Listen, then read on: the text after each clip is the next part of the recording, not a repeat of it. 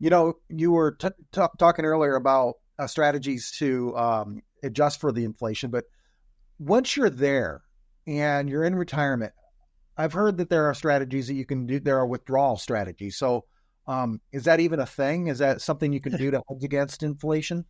Yeah, well, first, let's define what a withdrawal strategy or what a withdrawal rate is. And so if you have $100,000 and you withdraw $4,000, you're taking 4% out. So we'll call that a 4% withdrawal rate, or you want to call it a million and it's 40,000.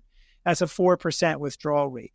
So that's a number. Let's say that's a cash flow that you need to support your lifestyle.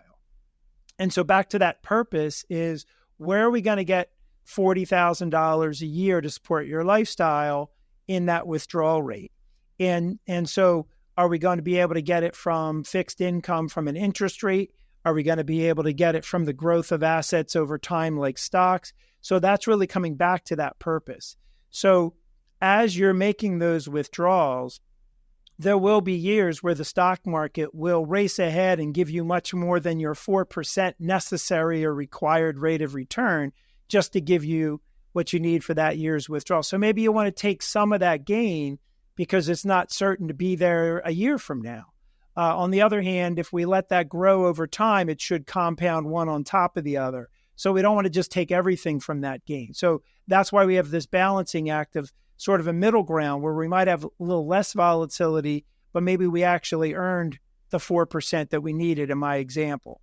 And then there will be some money that we just have in cash or something that is a much less volatile, much shorter term expected holding period. And that can be backfilled from, big gains in the stock market in a particular year or just excess income from other years.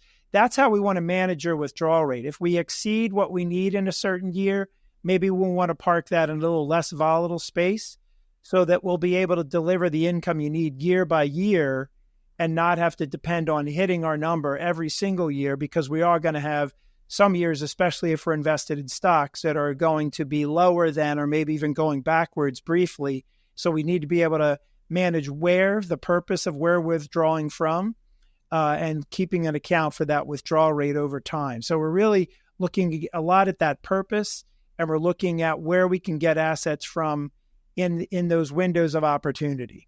If our conversation resonates with you and you'd like to have a conversation about your specific situation, come to goodfinancial.com and click Contact Us, and we're always happy to start a conversation to help you prepare for your financial future.